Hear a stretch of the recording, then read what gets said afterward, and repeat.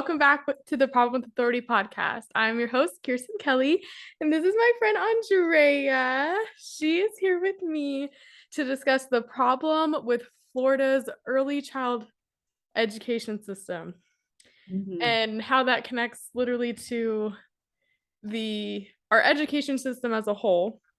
And before we get started, I'm going to have Andrea give a little bit of a background for why she gets to be the one to talk with me about this. Yes. Well, hello, everyone. I am not some fancy person with like a fancy PhD about it, but I am a preschool teacher, or at least I was. And I've been working with children for a little over 5 years. I can't believe it's been over 5 years. It feels like, what? Why? But yeah, I've worked in childcare centers, preschools, after schools, babysitting, nannying, anything that has to do with caring for children. I've been there and I've gotten to see everything, like so much of it that is ultimately why I left.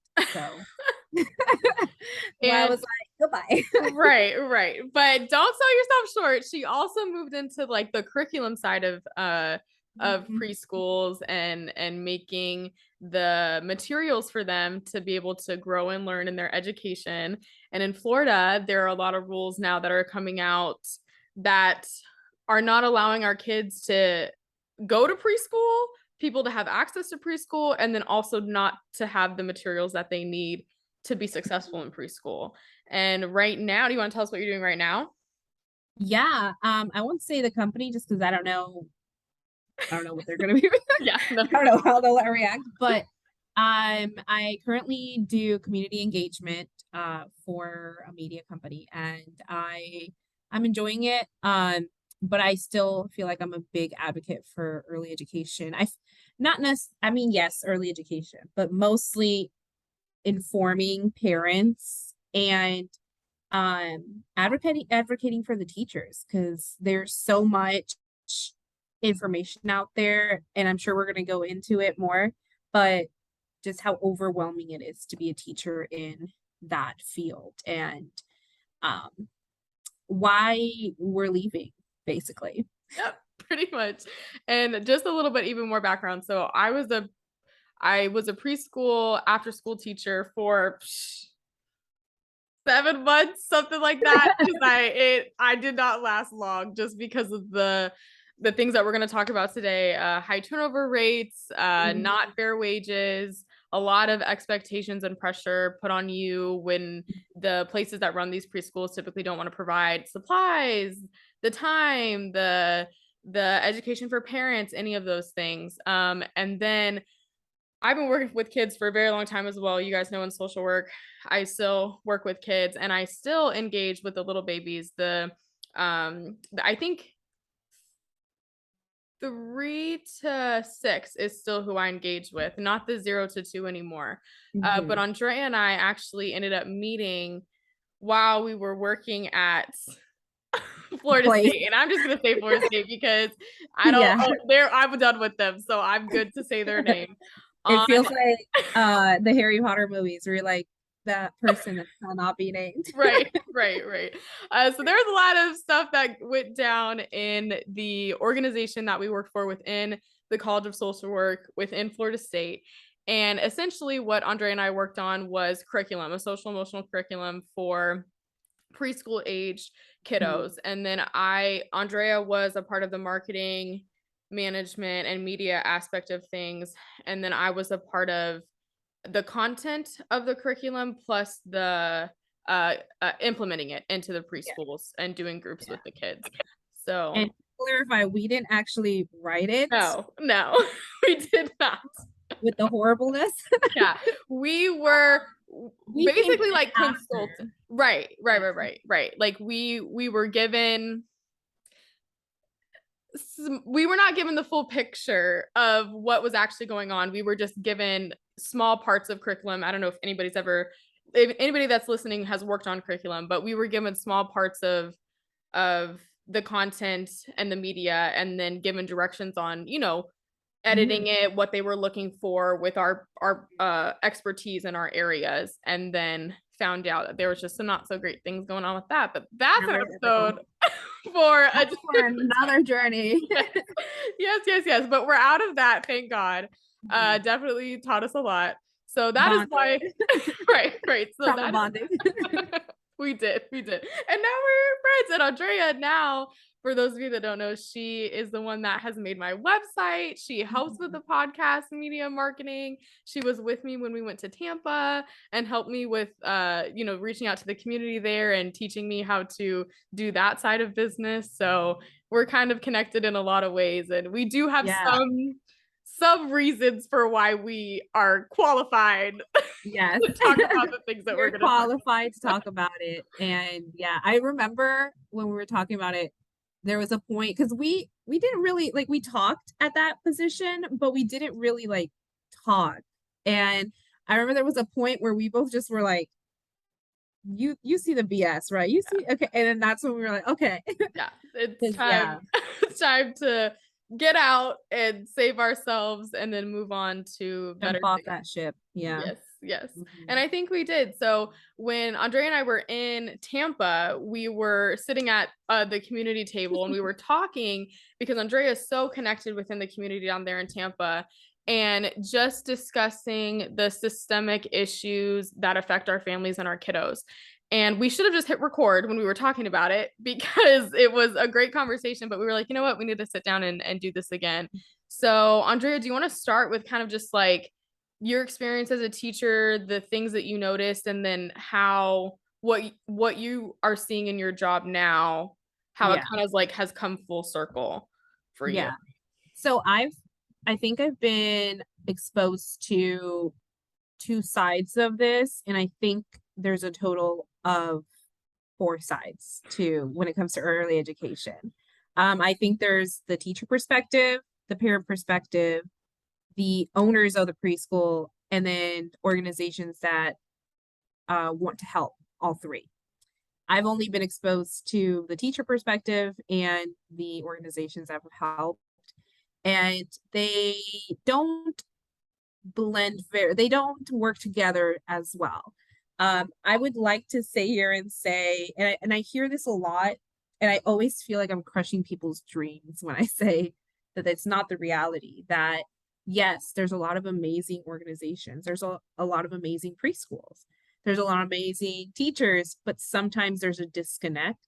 And I think it all comes down to being realistic with expectations, especially when it comes to what a teacher should do based on their salary and their training. Because we're not trained. We don't get paid enough. We have no support.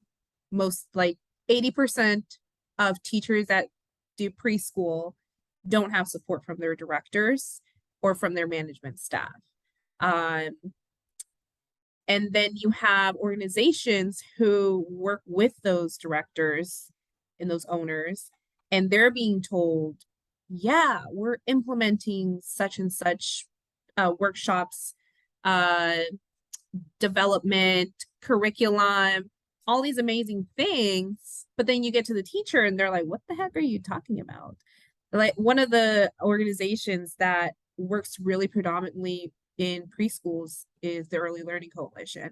And they're all over the country, I believe. And I didn't know who they were when I was a teacher until I left. And then I was like, I never hear about you. And then I found out they did work at the centers that I used to work at, but we never actually did anything that they asked, as far as I know. And when we were doing that project, I remember going into the preschool and going, this director is getting all this fluff. And I'm not saying all of them, but a lot of them get all this fluff of they do amazing things and blah, blah, blah. But at the end of the day, it's just kind of getting awards and recognition for things their teachers do. And then their teachers aren't being giving an incentive of everything. Mm-hmm. And now, the amount of shortage of teaching in all positions. All of it, yeah. But preschool especially, we're kind of put at the bottom. And it's so sad because we're not the most important ones, but we have those kids from 0 to 5. Yeah, that's a critical age. Yeah. Yeah. And we're not treated like anything important, and we're not getting the training we deserve. Like, in order to be a preschool teacher, you just need to get a DCF certificate. You can be straight out of high school, 18, I think is the age. Get a DCF, which is only like 40 hours. It's very basic information. And then they put you in a classroom with a child, with multiple children. Yeah, sometimes too much. Sometimes too many. Too many.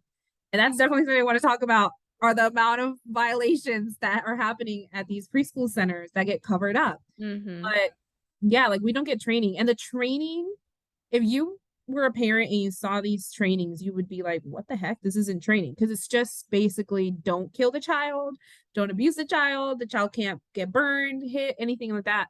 But it doesn't tell you, like, if the child is upset, how do you help them through that situation? It's just like, make sure the child isn't upset, kind of thing. Which is sad. And so it's like not the best. They're also expensive. And it's funny because they're not, but they are. Right. They're $10, $15, $20 a class, but you need 40 hours, which adds up. And a lot of these teachers don't have that. They're making $8 an hour. I think now it's like $15, $14, but it's still not enough. And with, like, in Tampa, at least, rent is too expensive to be living off $15 an hour. So it's crazy to think, and there aren't any solutions. I mean, there is, pay them more, but no one wants to. Every time I'm in a conversation, I'm like, well, yeah, they just need to get a higher raise. Dead silent. No one knows what to do. No. Because they know it's the truth, but they don't want to work up the money to do it. Right. They're always like, no, really, but like, how do we retain? And it's like, pay them more. Money. It's not, and that's across from preschool to middle school, elementary, high school. It's across the board. Tell us how much time and effort like really goes into being a preschool teacher, because I don't think people understand. Too much. It's the most natural and organic form of birth control you will ever have. Because so much time. So for some centers, I was only, here's the thing. I was never full-time at any center. And if you ever meet a real full-time preschool teacher, give them a hug and money, because the way that they work to get away with not having to pay full-time benefits, and I'm sure this is not just preschool, but they will work a preschool teacher 32 hours and no more. But you're still working more because they'll have you clock out, and then you still have to stay to clean, to set up for the next day. You don't really get a lunch break. Your lunch break is nap time, but even then, those kids aren't napping most of the time. And you still have to do, in that hour and a half that they nap, you have to eat lunch, plan for whatever activity you're doing, which I'm not going to lie to you, we don't really plan. We just survive. It's just survival mode. Like, because you can think of like an activity, but if that day those kids are not in the mood, you have to figure out what's going to work best for them at that moment, because they're not going to do what you want them to do if they're not in the mood to do it. And you understand that, like, they're there every single day. They get tired of you and they're like, I just want to play. You're like, go for it. I want you to just play. Because they're babies. They're so little, and you learn a lot from them as well. But yeah, it's super time consuming because you're there. You have to be there.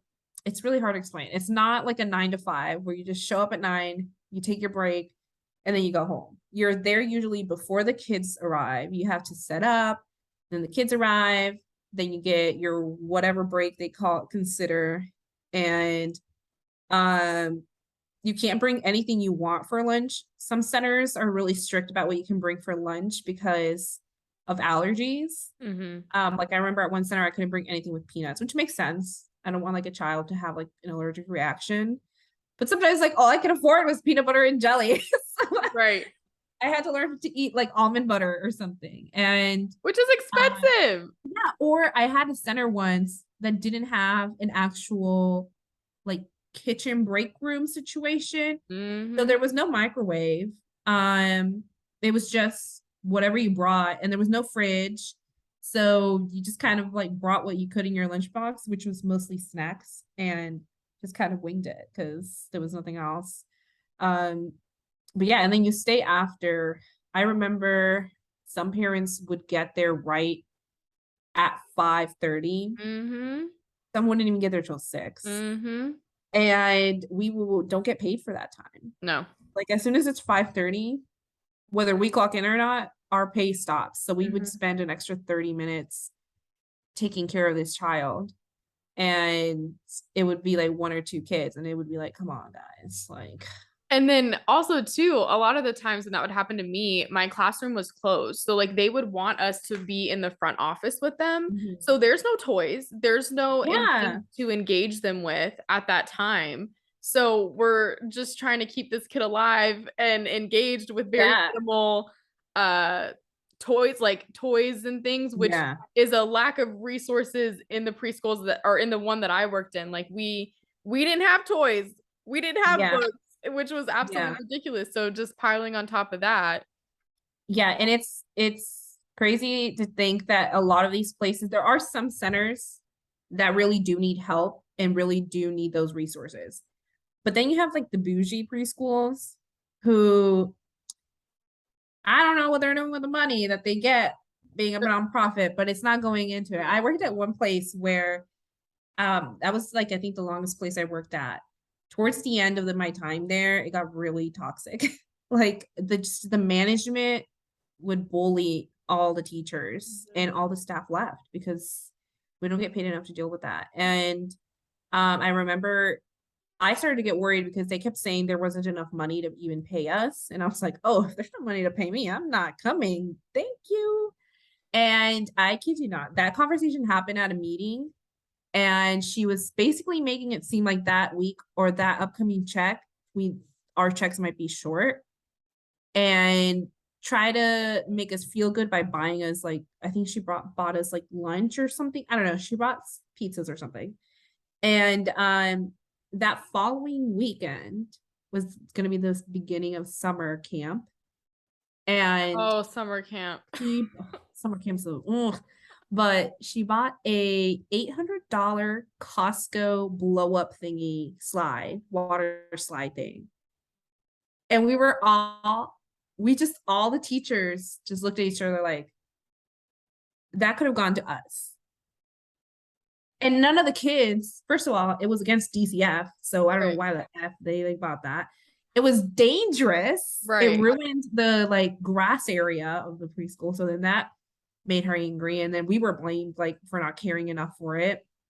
I think it ended up getting like a hole because the kids were being rough on it. Yeah. And it was just a mess. It was a disaster. It was horrible. No one wanted to be the person out there on water day because it was just a bunch of kids running around wet and slippery. You can't go into the bathroom to help them change.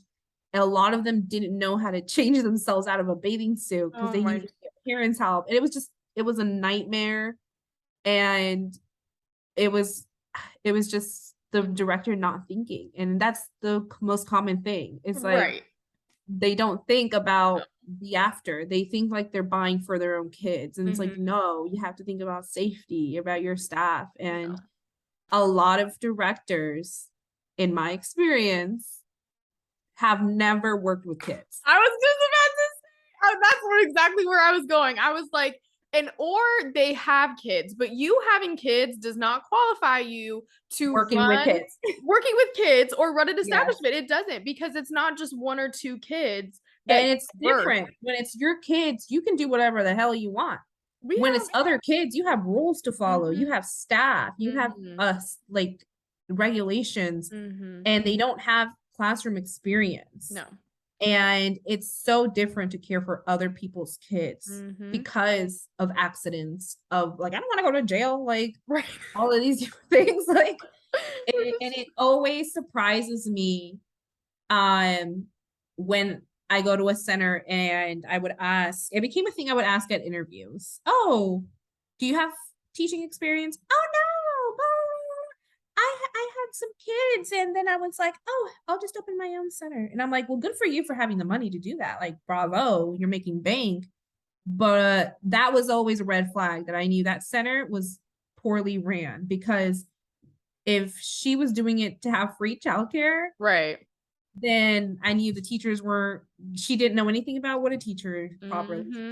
it was just like, that's a huge red flag. So if there's any parents out there, always ask when you're getting a tour, oh, do you have free? And then you'll know how it is. And I think another thing I always told, I have friends who look for preschools and they ask for tips. I'm always like, if you go to an orientation and it's only the director talking and you don't see any teachers there or any teachers talking or actually interacting with you, huge red flag. Because there should be more conversations between the teacher and the parents than there should be between the parents and the directors. Yes, I had a director that lied. So the preschool that I mean, duh, they lied. But like I don't know if she didn't realize that I was like in the room. So the preschool that I worked at was kind of a bougie preschool. It was connected to like an OT and PT center. These people were making money. We were not. Yeah. We were not making anything, but they were making money. Never had any experience in the classroom. You know, the whole check, red flag. So one day, what made this preschool different is that we had students of all exceptionalities mixed with general education kids, right? So we had kids with very, very, very high needs, CP, Down syndrome, Willie. I'm not gonna say the syndrome right, but just very all across the board. So one of our students was nonverbal, and she did know a little bit of sign language, and I just knew the basic, preschool sign language, like water, bathroom, help me. I'm not fluent in ASL at all. And the director was talking to a potential new kiddo and their parent, and they were showing me my classroom while we were outside on the playground, but one of my kids had to run to the bathroom. So somebody covered me and I had my kid in the bathroom area. And I don't know if the director just didn't know that I was in there with the kid, because she told the parent that I was fluent in ASL and that I would be able to communicate with their kid. And I was like, let me tell you, I was like, what? And my kid is like having an accident, so I'm trying to like clean the kid and I'm like listening to this. No. So when it comes to your kids' needs or accommodations actually being met, I would literally ask to shadow and speak with the teacher. Like, there is do not let a director tell you some bullshit, because it's lies. Their goal is to get as many number of kids in those classrooms for money. That's it. Yeah, I had many issues where directors would, I'm trying to think of an example. There's too many that make me angry. But we had a pair at one of the centers, we had a pair of little sisters, and they were going through like foster care systems, so they're already traumatized. That's another thing. I don't know the legalities of this, but I wish we would have been told at least something of what was happening with them, so that we understood them better. Right. Like, it would make sense, because they would have, certain situations where they would behave bad, I guess. But after we found out, we were like, that makes total sense. Now I understand. So let me work and see how I can help this child. Right. But we weren't told any of that. And again, I don't know if it's because we were legally not allowed to know or something like that. But they were going through like a really rough like home situation, and I believe they were about to go into foster care. They were coming out of it. They were just going between their household and the foster family. And they presented they liked to steal. I hate using that because they're children. And when you look at their situation, you understand. Right. They were going through food insecurities. So they would take other kids' snacks and lunches when they would ask to go to the bathroom during classes. I'm not gonna lie, I looked away sometimes because I knew the situation. Of course. And it was like, we weren't allowed to give them any food. So at that point I was like, take it, girl. Yeah, because like they were going through some like really big and I remember one time their foster family didn't want them in any activities that had to do with art because they didn't want their clothes dirty. And I remember but these girls like loved, I mean, it's art, it's kids, paint, who doesn't like it? And we let them do Art. it, right? And I remember they were doing an art project with the art teacher, so it wasn't with me. And they got like paint or something, and I saw it and I was like, oh, this is gonna be a thing. And of course, the foster parents stormed up in there and threw a fit about the paint, and they yelled at the child in front of every single teacher, and that was horrible. But then the director goes, well, I'll talk with that teacher that did that because we made sure everyone knew that we were not allowed to do paint anymore. And I'm sitting here like, you literally told us just put them to paint. And so that teacher got in trouble, but that teacher stood up for herself. She was like, nah. She was like, what do you mean? I'm an art teacher. Of course I'm going to use paint. Like, don't put them in this classroom if they're not going to be able to use this material. Like, simple as that. And all it is. So it was always little things like that. They never had our backs. And ultimately, that's why her staff left. But yeah. How many different preschools have you worked in? 3. Okay. I did, yeah, 3 of them throughout the time that I was at one point I was working at 2 at the same time because again they don't do full time. Mm-hmm. So in order to work full time, you worked in the morning at one, mm-hmm. and in the afternoon at another one. Mm-hmm. And they all were very different. One was faith-based, one was very like hippie and cool, gardening, nature type, and the other one was like one that really wanted to be all about the arts. But it really wasn't. So oh my god. So now like remember the thing that we had with the art? Oh my god, yes. Which is why I said art like that, but I don't think you were following me. The art therapy. So art therapy. We'll add that at the end, a fun little anecdote of an art therapist that we ran into at the event. And wow, there's a lot of drama around art, guys. It's really people love to gatekeep art, which is a little ridiculous, but we'll just stay tuned for that.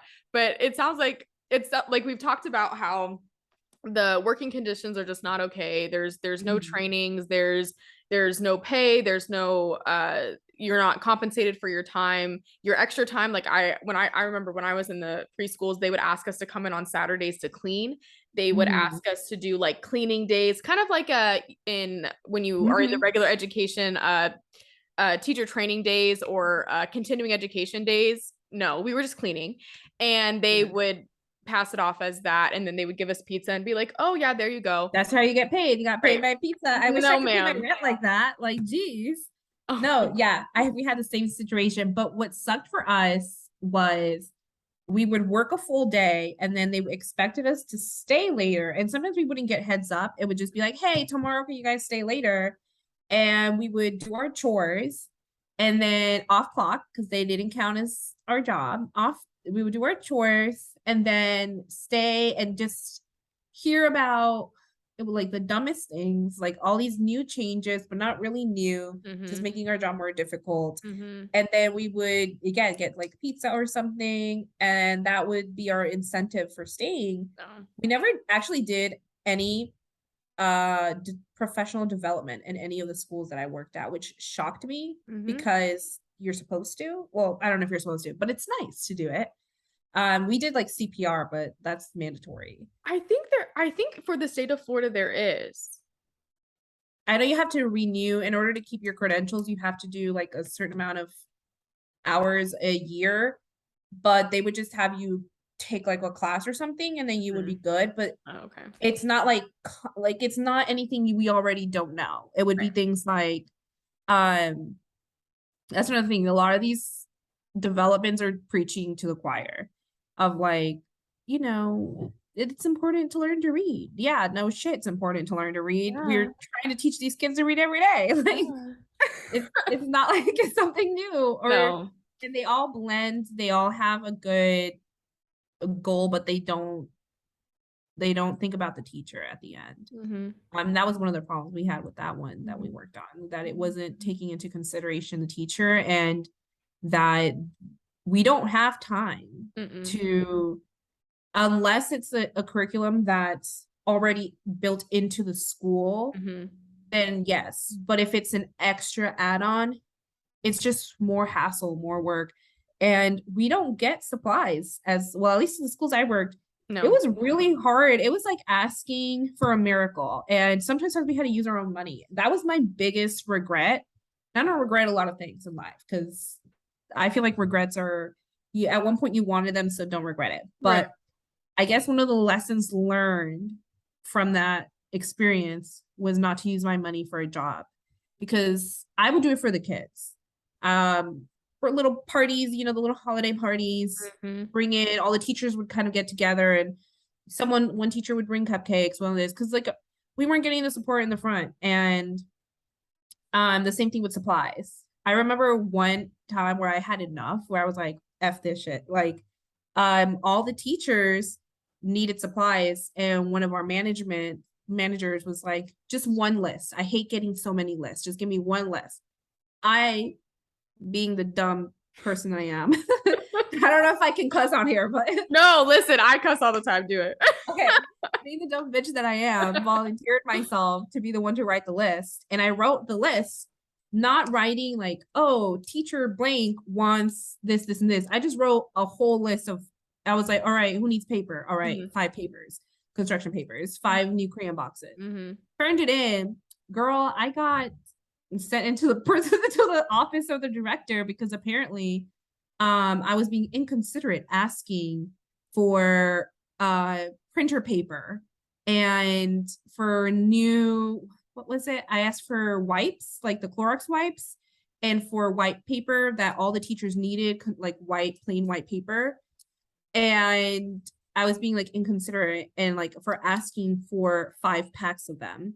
Gaslighting. And I was like, it's not for me. Bitch, it's for everybody. And she goes, well, why can't they write their own list? And I was like, you literally said to make one freaking list. No, ma'am. no. Like, she was a gaslighter. Yeah, of course.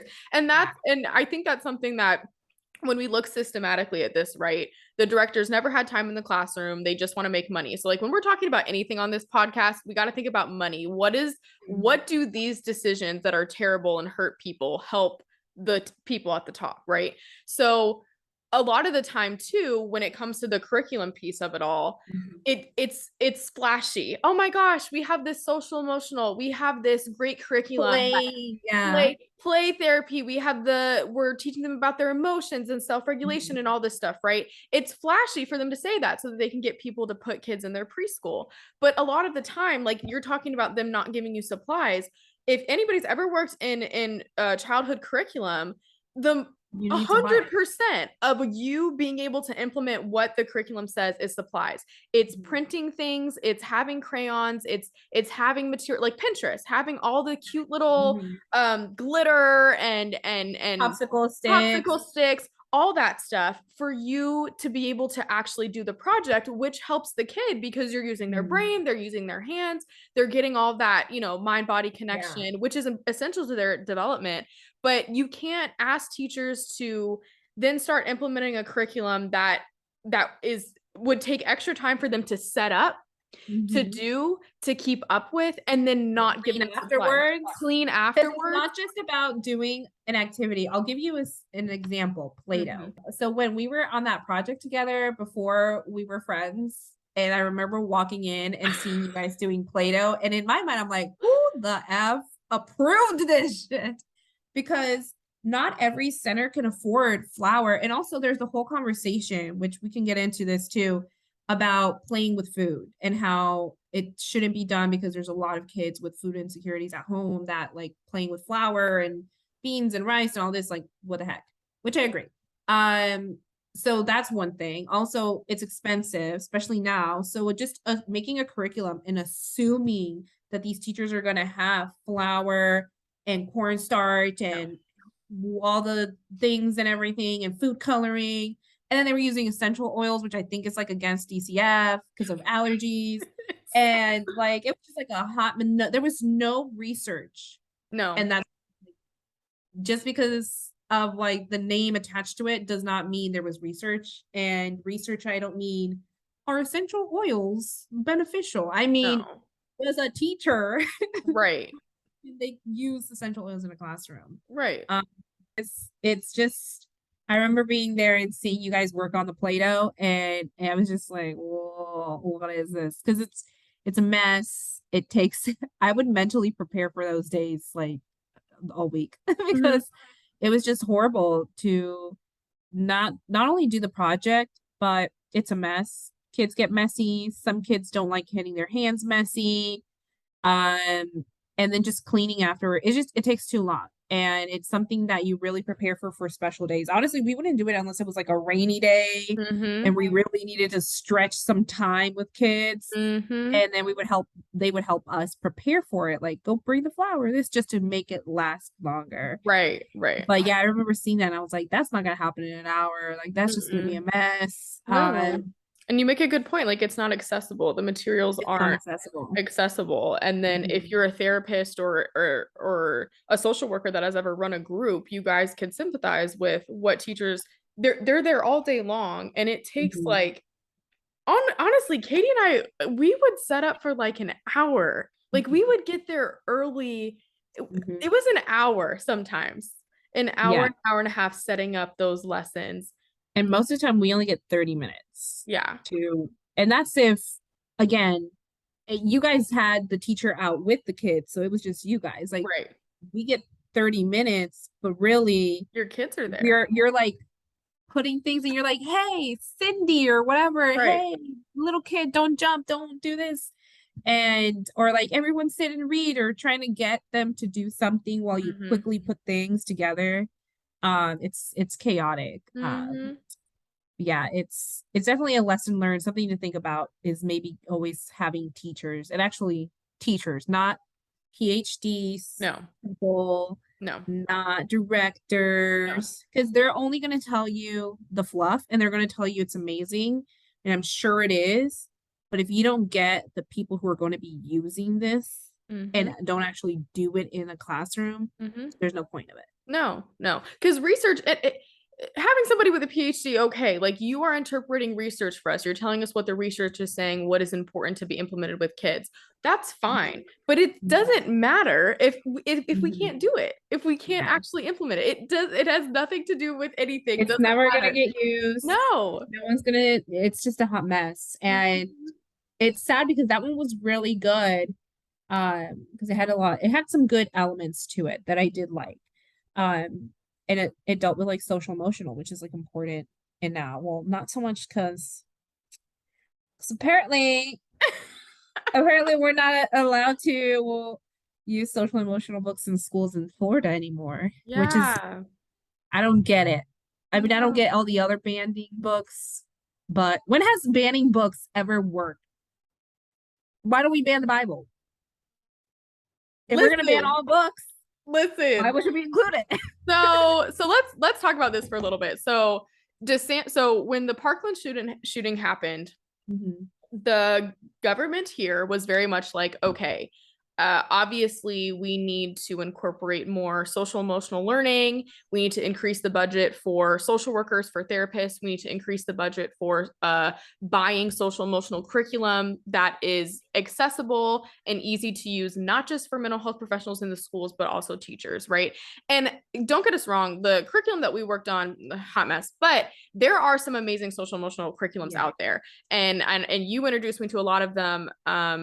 Sesame Street has a lot of amazing ones. The ones that I use in school with my kids are called Second Step, and Mhm. it goes from elementary to high school, that just have really good emotional regulation, identifying emotions, problem solving skills that's very appropriate to the person or the child on the level that they're at, right?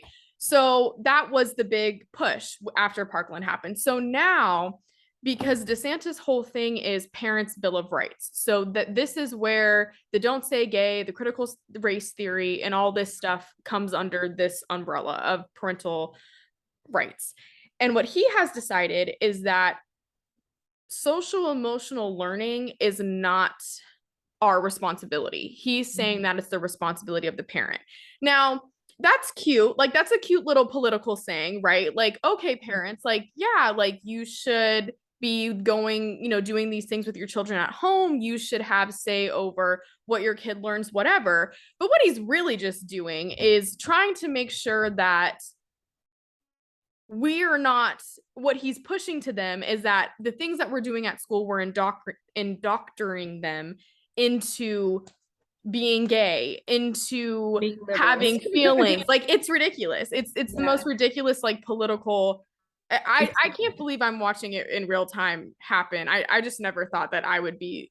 It's just, it kind of defeats the purpose of a social worker and a therapist in a school. Why are we here? Yeah. Why are we here?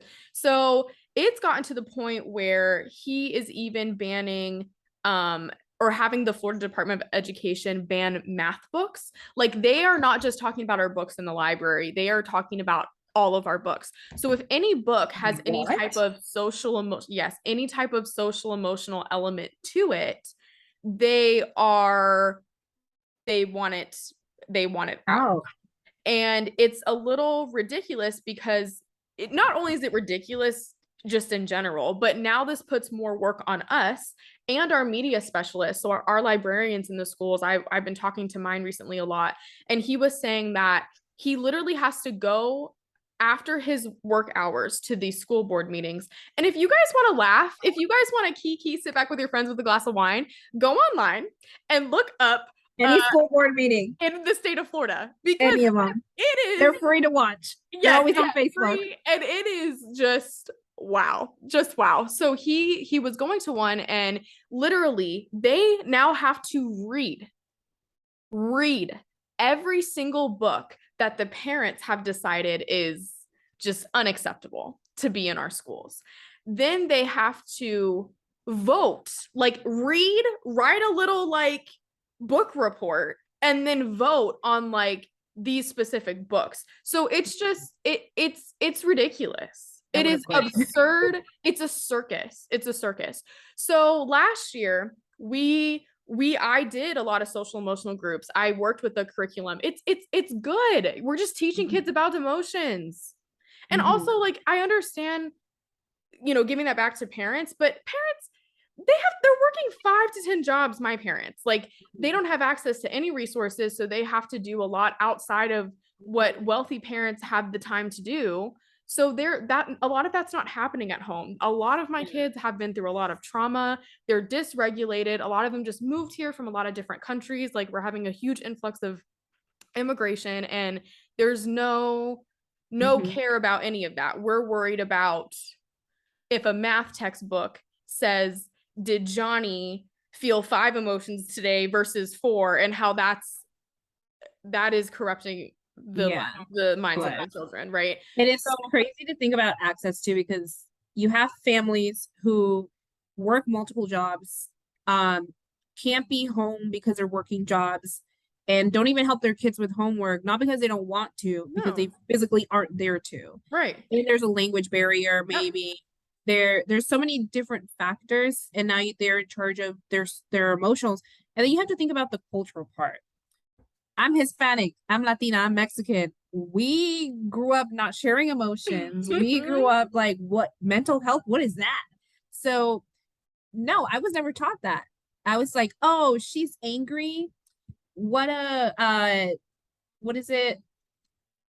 A spoiled brat. Oh, she's crying, it's a spoiled brat. Or, oh, emotional, or crybaby from your own parents. And like, a lot of it is a joke based, but it's still like, you're taught, oh, no, I can't cry. Right. And even to this day, I don't like crying in public. So it's like this a huge thing of, yes, they should take that power. And I'm not a parent, so maybe I shouldn't be talking too much about it, but just from like a cultural part, it's tricky to do that. And then you do have the parents who have access. That doesn't mean they're doing a great job either. They're not. And that's the thing. Like, even if you're teaching these skills at home, to generalize them to a classroom setting of so many different kids that these kids interact with, teachers, staff, that they're with us the majority of their life. Like, they are not with their parents at home. In order for us to have management and structure and safety, these are pillars for our kids being able to learn, to self-regulate themselves, so they're not fighting each other. They're not like that's what we're seeing, and it's turning into a safety issue, which is my problem. So how they've gone around this is it's not called social emotional learning anymore.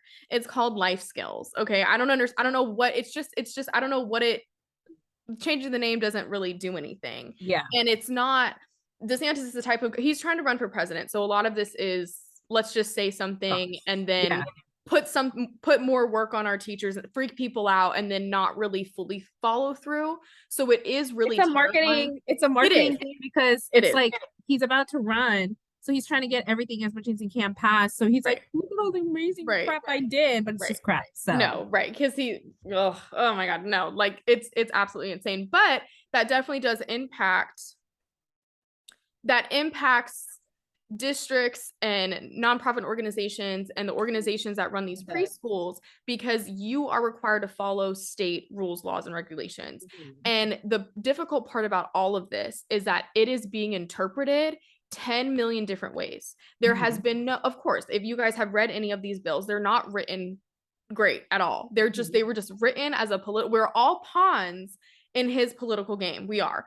And it doesn't have any clear direction, so everybody's interpreting it differently. That's why you might see like, in Broward County they said this, in Osceola County they said this, in Orange they said this. It's because all of us are just trying to figure it out, and they're doing a terrible job at it, and then just putting more responsibility on us as workers in the school system and preschool teachers that do not get paid.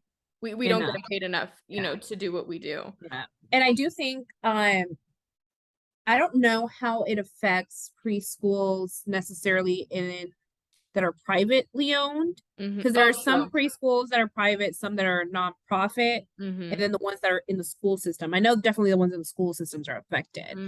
I'm curious to know, and this is something I definitely feel like I'm gonna do my own research on, is like the ones who are nonprofit. I don't think the ones that are private are too affected on it.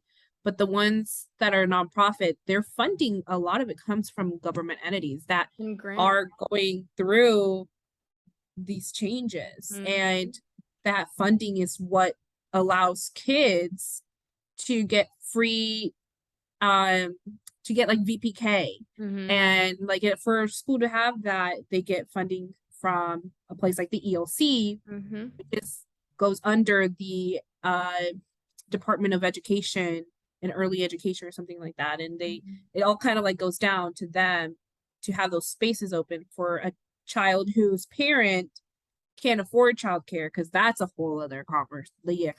Let's talk about that. Let's talk about what you've experienced now in this role as a community program coordinator, and how it's kind of come full circle with you with working in preschools and accessibility and people not taking cultural aspects into consideration. It's always that, isn't it? They don't take they put us all in a bubble of every human is this way, and they don't think about culture. They don't think about circumstances. No, they're looking through a white privileged lens. They are always. And it's sometimes surprising, because like Tampa's really diverse, at least compared to like Tallahassee. It's I've been surprised with, and there's a lot of great organizations out here. But yeah, I recently had for me it wasn't an eye-opening experience. I think for this person it was about a conversation about them struggling with getting the Hispanic population to enroll children in preschool programs that do fall under a VPK, a school readiness type of program. And I was like, well, yeah. I mean, first, there's probably more than two. But the two that I came down, one, culture, we're very much into passing our children along to grandparents, aunts and uncles. Not uncles, but well, maybe, I don't know. But aunts and like sisters, and like I grew up with my grandma taking care of me and my aunt taking care of me, and my mom and my aunt would switch off work schedules. One day she would work and then my aunt would take care of us. The next day my mom would take care of us and my aunt would take care of us. And it was just free childcare. So, and it's your family, so you trust them, right? And so there's that. there's that culture aspect to it. A lot of people who are coming from Spanish speaking countries, in like Latin America, in Mexico, in Central America and everything, they have that in them where they're already coming to a country where they probably don't know anyone. So they're not going to Sure. trust No. just some school with their child. And it's not because the school isn't certified or whatever. It's just that's their child. They just went through a traumatic experience. Now you're telling them they have to let go of their kids. Yes, maybe for the child's benefit, but it could be so soon that it's not. And then the other aspect was just I don't even know how to put it. They didn't understand when they would tell these parents all the benefits. They would sit down with the parent, and as soon as they were going to fill out the form, the parent would back out. And I was like, well, yeah, because a lot of these parents are coming from other countries. They don't have documentation. And the first thing they see on the form is social security number. And that freaks them out. Anything that has to do with filling a legal document is scary because you don't know what if this person I don't have one, and then they tell them, they tell ICE. They like it's like this whole thing. So then they back away. And she was like, oh my goodness, I didn't think about that. And I'm like, yeah, like they don't want to share that information. And even if they do have it, sometimes you're like hesitant about it because you're like, ooh, but I like, is this gonna, and it's a big thing, not just in childcare, but in everything. Like I remember my parents being told, oh, you're never allowed to call the police, not even 911 for an emergency because they're going to automatically call ICE. It's like, what? No, that's not true. Or there's this huge thing about like, don't take food stamps, food, like when the stimulus check came, there was so much misinformation in the Hispanic community about whether you should take it or not because it could affect your legal process if you were applying for like a green card, citizenship, anything like that. And a lot of people didn't want to take it because they were scared that if they took the stimulus check, it was going to affect them. They don't take food stamps. They don't take any help because they're scared of that. And then the ones who do are scared that they're taking it and it's going to come back and somehow find them or something like that. I'm not just scared because I have DACA, so if the FBI has my information anyway. So, but a lot. This is like a thing that families struggle with, and I think it's all about educating. Yes, educating about the resources that these organizations have, but when it comes to filling out paperwork, that it's okay, that we're not going to share this. That's one of the things I always ask in my position right now when I meet an organization and they offer services is, but do you ask for social security or do they have to be legal? A lot of times they say, no, we don't ask for paperwork. And I'm like, well, then put that, like as a marketing person, put that up front. Like we don't ask for this so people know. So it's, I don't know. I hope it helped her kind of realize some of the issues that a lot of families are facing, especially now in Florida. We're getting a lot of like immigration coming through. And it's overwhelming for a lot of organizations, but it's also very overwhelming for those families that are being treated like cattle with freaking GPSs and bracelets on them. Absolutely insane shit. And then what DeSantis just did, sending Yes. people to fucking Martha's Vineyard, and as a political game to try and make Democrats look, I'm not here for any of all the politicians. I'm over it. I don't care what side you're on. But he was like, oh, well, let me make the Democrats look bad by using people like human beings and children as a political pawn to be like, oh, we'll see the blue state said that they were going to help these people. And so he sent them to Martha's Vineyard specifically, where it's a very affluent white area. And he was like, oh, you guys said you were going to take care of them. Well, there you go. There they are, because he's saying that he can't. And I will say in Florida, we are struggling, especially in Central Florida.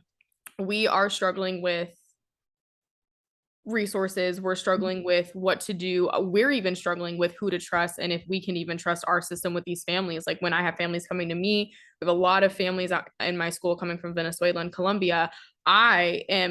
I do not give out information until I've done extensive amounts of research, because I do not want a family to be further traumatized when I'm just trying to get their kids, access to the basic things that they need, which is their medication, their doctor's appointments, access to food and things like that. And the social security number is the big thing, which is interesting because when they come to our our education system, it's free. So a lot of the time our kids, we don't require it to have them, but preschool is a very different thing. And a lot of the time, and with me being in private practice and understanding the business side of things, for like, why the fuck we even ask for a social security number in the first place, like for what? So for me, it's for reimbursement. It's for insurance purposes, for like me to get money back. But that's why they ask for it too. Right. And at the preschool level, that's why. But we're gonna have to change that, because what we can't happen is have an influx of people and like not the money going up with that. But that's just a matter of us connecting with agencies in our community to fix that, because the state of Florida is not. Yeah. I don't even know what. This is Zombieland. Yeah, I don't know. We're in the scam. It really is.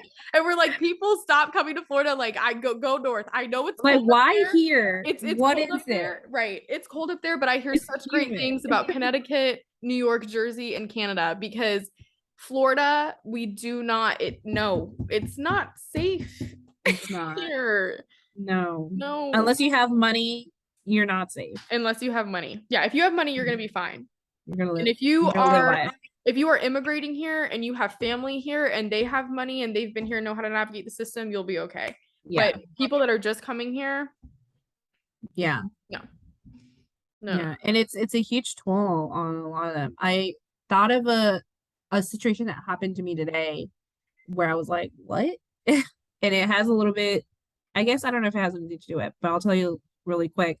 I was at an event, and there was this mom who came up with her child, Hispanic, and they were talking, and the person that they were talking to was really surprised, taken back, not in like a wow kind of way, but kind of like it blew their mind that their child, the child of this lady, who they arrived, I think, in November of from the whatever country they came from. They she was shocked that the little boy had picked up English so quickly. And she was like, wow, you learned it so quickly. And then we started having a full-on conversation with this child, and the kid's just kind of looking at her and is answering, but with an accent. And I think the mom was like, oh yeah, he knows his ABCs. And the mom also has like an accent and stuff. And I think the little boy was very young, and the lady's just like, wow, and you're smart. And I took it as like, so because there's a language barrier, they're not allowed to be smart. And it always reminds me of Sofia Vergara, who did an interview once, who was like, if you spoke to me in my language, you would be blown away. Yeah, she's like, I'm like really smart in Spanish. Exactly. And but I was just remember, I like overheard that conversation. I was like, yeah, clearly he's smart. He picked up the language in like a few months. But I was just like irritated at the lady. I was like, what do you mean by that? It's the ignorance. It's the ignorance. These kids, the resiliency and genius in them is it blows my mind. It blows my mind, because I do not know Spanish, and I all of the people that I work with speak Spanish. I sit in meetings in Spanish, and I do not know it. But these kids, they come here within a few weeks, they're already speaking fluently. And it's just like, it's amazing. And that's why when I'm like talking with these families, I try my best, because I know like that it's nerve-wracking for them to speak in English, and it's nerve-wracking for me to speak in Spanish, because I'm like, it's difficult. But then when we're all trying figure it out, and we figure it out. Yeah. And it's the effort that counts, because I remember my mom, so there was this lady at my school when I was younger who I was in a similar situation where like she didn't really know Spanish, but she always tried. And I don't know how but they communicated when I would get in trouble in school. They'd be like, and then they would just look at me, and I'd be like, and I remember my mom, every time someone that went to that school, she like, go talk to this teacher. She knows Spanish. I'm like, no, she doesn't. but because she tried, Right. people would go to her for Spanish. Oh my God. To like have her translate. And I remember she would just be like, I really don't know Spanish. And I'm like, you know Spanish. Like, you understand me. And No. I was like, dude.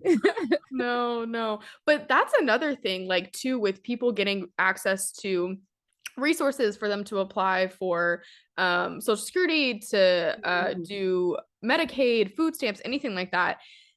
There is not enough people that are hired within that company that actually speak Spanish or translators. Like I was under the impression that it was a legal requirement. It should be. It should be, but it's not. Especially in Florida. Right. It's Florida. Right. I just thought in my head, I'm like, this, how can you not have that when we're having a whole meeting about very serious health issues and legal documents and all this stuff? And there's not a translator present. But then what they do is they just make the amount of doctor appointments I've gone with my mom, and I probably translated medical terms super badly, but I was like 14, 16, like young, and just needed to translate because there was no doctors at these like health departments or anything like that is ridiculous. And then the ones who do are like local celebrities, because I remember in Tallahassee there was this lady who worked at the health department, I think it was. She spoke Spanish. My mom, every lady that I ever knew her, and she would just be shopping at Walmart, and you would just see people saying hi because she was the one that people would call when they needed help with whatever it was.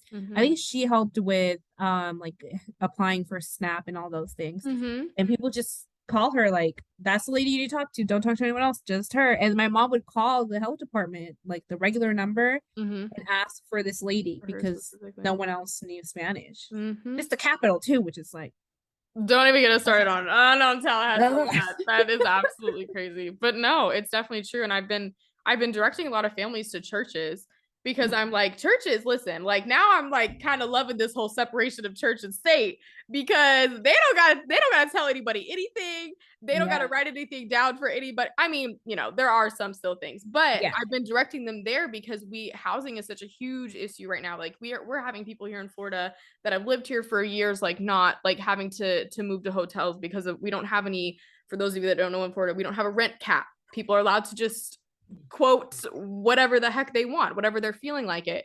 And we do not have, especially in Kissimmee where I'm at, we do not have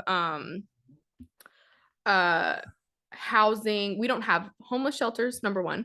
And we do not have, we don't. And we do not have any housing centers, like centers specifically for directing people to housing. So what's happening is, which I think is really frustrating with the whole DeSantis stuff on top of it all, is we don't have the resources in our community in general, right? A lot of these things are in Orlando, which is a huge trek for our families. Like a lot of them do not have transportation. So what is happening is the schools are becoming the community centers. We're becoming the Boys and Girls Club. We're becoming the health department. We are becoming the center for literally everything.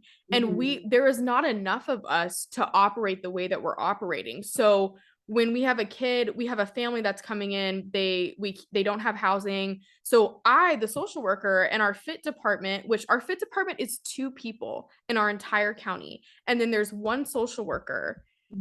We are trying to find these people places to stay, get them food, all of that.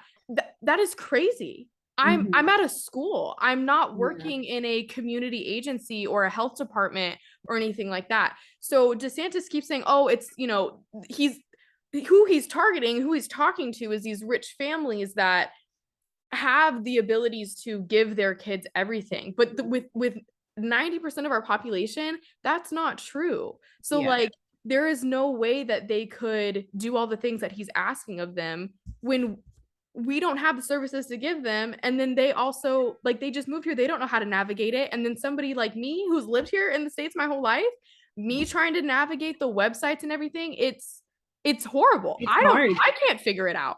So we are becoming the home base for everything, and nobody with the teacher shortage and everything, and nobody wants to talk about that. Like they just want it to be individual. Everything is an individual problem, but no. I just thought of something funny at an event one time. There was somebody from like HR or something for the schools, and it felt like they were recruiting for the military. You know how like you would go to places, and I was the same thing with teachers. It's like what? But I get it. I understand why they're not going, especially in Florida. I understand. Listen, I had a parent call me the other day. She was like, I'm really worried about sending my kid to my school specifically. And our school gets a bad rap, but in Florida, all schools are not treated the same. So if you live in a certain area code, you will get better love Yeah. from the district than you will in, like, for example, where my schools are. And I told her, I said, I was like, I mean, I can attest for what I've experienced with this school in these situations. We do the best that we can for your kids, but the accommodations that families are asking for with the lack of what we have, I I can't. We cannot be everything. We can't. And I think there's just push between what Florida wants and DeSantis wants versus what's actually going on in Florida. Like, it's two different worlds. Yeah, and no one's willing to look. Well, teachers know, but like the other side isn't willing to look. Yeah, No, it's crazy. because And I do teachers want to are like, go. Yeah, I want to go back to what you said about churches. In my experience of working, churches have been some of my favorite places to be a preschool teacher at because you get paid a little bit more, and a lot of the time you're treated a lot better. And there's a lot of issues with too because they don't have to follow the same rules because they're faith-based. right. But I've always enjoyed it. And yeah, I've also been surprised with it in Tampa, how involved they are in the community. And that's great. I mean, who would have thought? And after having a conversation with you, Tampa definitely has more to take care of everybody down there, which is really nice. It's nice because I think about Tallahassee and I'm like, we don't have any of this and we could use it. And there's a lot of also great organizations there. But again, there's small teams, like one or two people at these organizations that have to carry the entire county. The entire county. And it's not just Leon County. A lot of them go with The Gadsden whole and panhandle. and it's like like we stretch out to Panama City, Yep. like all the way out that it's Yep. overwhelming of how much need there is, and there's not enough people because they're just not, even nonprofits don't get, the people don't make a lot of money. No. The lower ones. The upper ones is another one, but the lower ones don't make enough money. And it's I just recently saw a position for a management position at a pretty well-known nonprofit making the same that I make now. And I was just like, what? How is that? And I don't get paid enough either. But it's like, what? How is that possible? You're in a management position. That's kind of sad. Which is right, which is scary. Like, manager and supervisor. I was talking to somebody about this the other day. That word doesn't mean anything anymore. It really doesn't. And it's like, if we are not compensated for our work, like, we can barely afford rent. And then the people that we're trying to help can't afford it. It's like, I don't even know what we're doing at this point. Like, what has like, how is it? Yeah. It's like, how do I have my position and still am like barely, if like I work for rent and that's about it. Like, it. Yeah. But we're worried about like our kids, like we're I can't even say that word. We're pushing terrible things on them. We're making them emotionally aware, and that's terrible. Like, no, people can't even get access to have their kids. Passionate. You're passionate about it. I know. We can't even get them to have access, to crayons. Right. Oh my God. You can't even get crayons in a school. What makes you think we're gonna get anything else? Right. All right. Well, we have like 4 minutes left. So to wrap up, I think we should do the little art therapy story really quick. Yes. You think we can tell it in 3 minutes? I think so. I'll put this also really quick because I see this question on Facebook all the time of like what to get teachers for teacher appreciation. Get them gift cards, money. We don't want alcohol. We don't want food. There's people who bring alcohol, and I'm like, no, bring us gift cards, bring us money, and that'll make them happy. But art therapy. We went to we went to this conference and we met this lady who approached our tables, and basically, to wrap it up, she said that depending on where you're from, this is what I took away at least, you can only use certain things. And I still stuck to with me that apparently being Hispanic, I'm not allowed to use paint or anything because it's not in my culture. So I have to use rice and beans to make my art now because that's the only thing in my culture. Because Bro, and I was sitting there like, is this like? And then the whole marketing thing, I'm rushing because we don't have time, but it was a hot mess. And if it sounds like a hot mess, it's because it was. It was a horrible conversation of like, what do you say? And it made me really want to do art therapy now. Yeah. And just being like, is this real? And then leaving after like a class. But right. It's crazy. She was saying things like the whole marketing thing where she's like, we're only allowed to use certain materials and brands and we're not allowed to use Crayola. Right. And I was like, and she was like, certain brands are more appropriate for like certain people, which and I was like, girl, what? It's a marketing like higher level, like more expensive brand. She was like, and I was like, oh, my Lord. I'm like, what school did you go to? Because that sounds like a scam. Yeah. That's not right. Like, yeah. And her population was obviously not. What is it? She said I lasted 8 weeks at was DCF. Yeah, no. So basically she, I don't know if she came over to my table because so she was an LLC there and I was the LLC there. Like there was really only 2 of us that had LLCs on our names, which doesn't really mean anything. It just means we paid the state to be an LLC. But I don't know if maybe she thought we were in competition. I don't know, because I was really nice to her and interested in connecting with her. But she came over and she got mad at my brochure because I said that I use art therapy in my sessions. And I do. I work with kids. So yeah, I use art therapy. And I'm not a certified right. Apparently that's not allowed. Right. I'm not a certified art jail therapist. now. Right. I need to go to jail. I'm not a certified art therapist, but I'm also not a certified cognitive behavioral therapist or dialectical behavioral therapist. Like these are modalities that we're allowed to use as therapists. You don't have to be certified in it to say that you use it. You can get certified in it, but I'm a baby. I haven't even started yet. So she was telling me that I couldn't say that I use art therapy. She said that I had to use therapeutic art. And apparently there's this bill coming out that's protecting their title or whatever. And of what I can say, she was just being absolutely insane. But the part where it got interesting is where I was like, okay, like sell that to me. Like really tell me how you're so oppressed as an art therapist that you need to, that this needs to be a thing. And that's when she got into saying all this whack shit about only certain people can use certain things, crayons, like you can't use crayons with adults. You can't use like it was just and then she had a giveaway basket with coloring books for adults and I was like, contradiction much? It was just some white people shit. And she laughed.